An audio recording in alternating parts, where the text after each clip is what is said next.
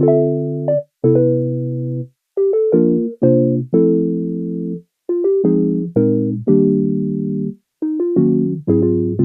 the dog doing?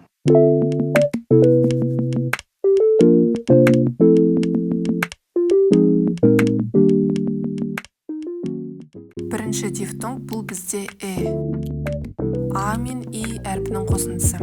Е.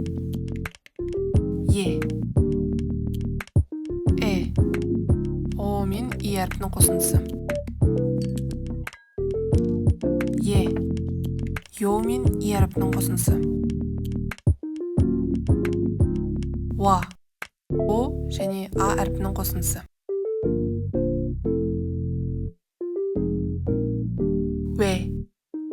О және әрпінің қосындысы.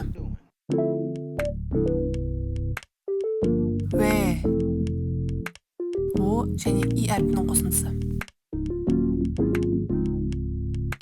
О және О әрпінің қосындысы.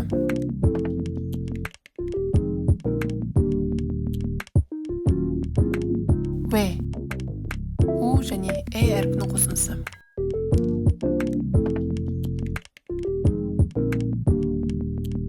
У және И әрпінің қосындысы.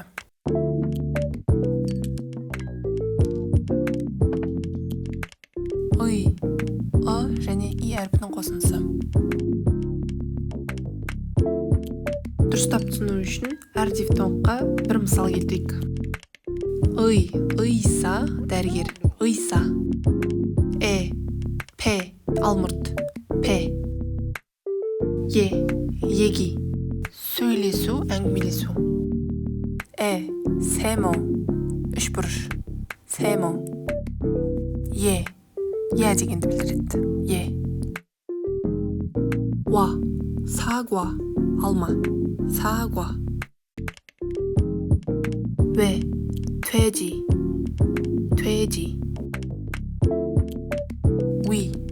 취, 시간. 웨이터, 다야시. Won, Кореяның ақша бірлігі, валютасы.